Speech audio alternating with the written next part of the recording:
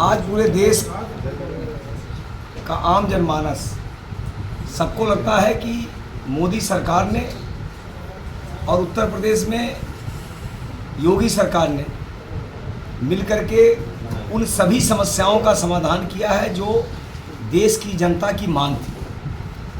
देश की जनता की मांग थी अयोध्या में भव्य राम मंदिर का निर्माण होना चाहिए। मोदी और योगी की सरकार ने उसका रास्ता प्रशस्त किया। आज भव्य राम मंदिर का निर्माण हो चुका है। देश की जनता की मांग थी देश के गांव गरीब किसान मजदूर के विकास के लिए काम हो, उनको अधिक से अधिक सुविधाएं दी जाए।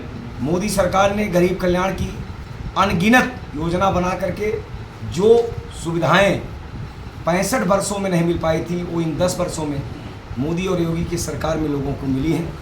इस नाते आम जनमानस, गांव गरीब किसान मजदूर, माताएं बहनें, सबको ये लगता है कि जितना तेज़ी से इस देश का विकास मोदी सरकार ने किया है, इस देश का मान सम्मान पूरी दुनिया में बढ़ाया है, इस देश की विभिन्न समस्याओं का समाधान किया है, इस देश के महापुरुषों को सम्मान दिया है, इस देश के तमाम ऐतिहासिक और धार्मिक स्थलों का पुनर्निर्माण किया है। इस नाते आज सबको लगता है कि फिर एक बार मोदी सरकार बनना चाहिए। 400 पार के संकल्प को पूरा करने के लिए बड़े पैमाने पर हमारे बिछड़े हुए साथी भी और अन्य तमाम लोग भारतीय जनता पार्टी ज्वाइन कर रहे हैं। भारतीय जनता पार्टी को, मोदी जी को, योगी जी को अपना आशीर्वाद दे रहे हैं।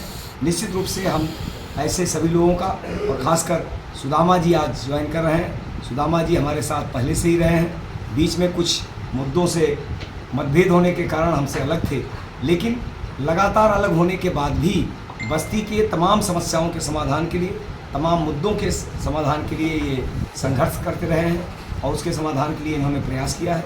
आज हम सब भारतीय जनता पार्टी में आपका स्वागत करते हैं। कल महेंद्र जो विधायक है महेंद्र यादव, कल कई राजपूत लोगों को अपने पार्टी में शामिल किया और दावा किया कि भाजपा से विमुख होकर आए हैं। क्या अब ये तो उनको पता है कि समाजवादी पार्टी से कितने लोग विमुख होकर के पिछले 2 महीनों में भारतीय जनता पार्टी ज्वाइन कर चुके हैं। रही बात भाजपा में, उसमें जो भी नाम दिए हैं, एक भी नाम भाजपा का कोई कार्यकर्ता या पदाधिकारी रहा है तो आप हमको साबित कर दीजिए।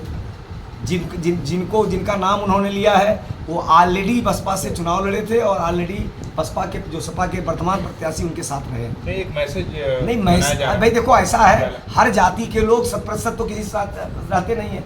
हर जाति के लोग हर पार्टी में नेता हैं, तो स्वाभाविक वो पहले से उनके साथ थे। वो एक न्यूज़ बनाने के लिए उन्होंने प्लान किया, वो पहले से उनके साथ थे, आज भी उनके साथ है। तो हम तो किसी एक जाति का 100% ये कहते हैं कि हमारे साथ है, ऐसा तो है नहीं।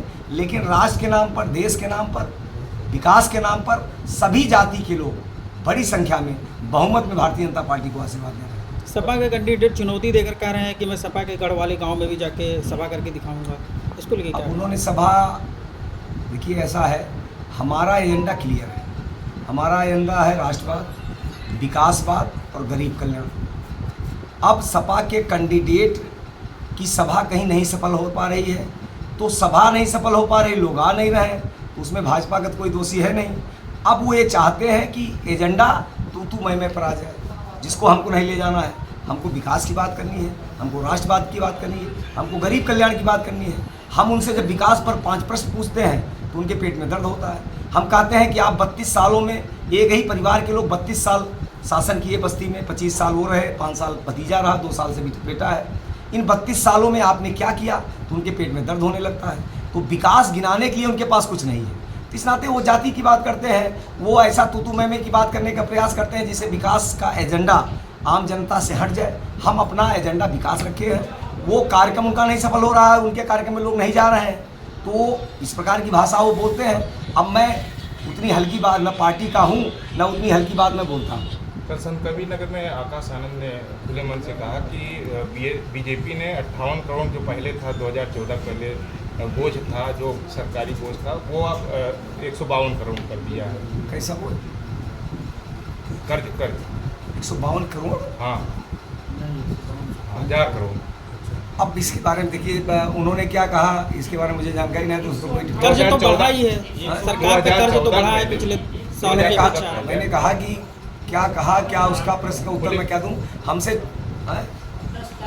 अच्छा, ये जो प्रधानमंत्री लगातार मैनिफेस्टो की बात कर रहे हैं, कांग्रेस के मैनिफेस्टो की, उसमें क्या घुसपैठिया देखिए- कौन है आखिर देश ये में? ऐसा घुसपैठिए सबको पता है, पाकिस्तानी ये बांग्लादेशी घुसपैठिए हैं। और कल ही इंग्लैंड ने 2 दिन पहले संसद में कानून पास करके कहा है कि हम सारे घुसपैठियों को अपने देश से बाहर निकालेंगे।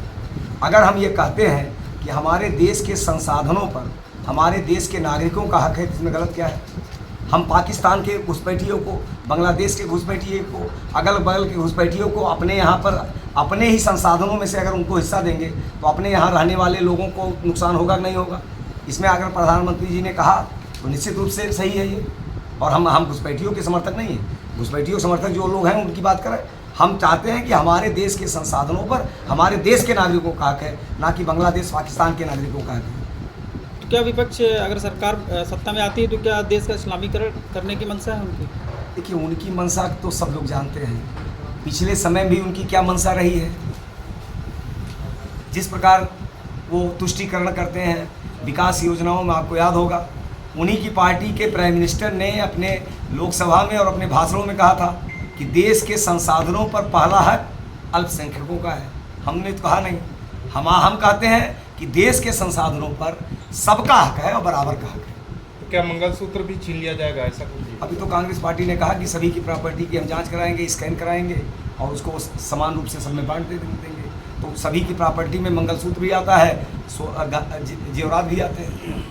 ये तो उनके मैनिफेस्टो में आप पढ़ लीजिए कि हम सभी की प्रॉपर्टी का मूल्यांकन करेंगे और राहुल गांधी ने कहा स्कैन भी करवाएंगे। कहीं अगर छुपा के रखा हो तो मशीन से हम खोज लेंगे और खोज करके सब में समान रूप से बांट देंगे। प्रियंका गांधी कह रही है 400 पार का नारा अब तड़ी पार में बदलेगा, जनता बदलेगी। ये प्रियंका गांधी जी क्या कहती हैं, राहुल गांधी जी कहते हैं, देश की जनता उसको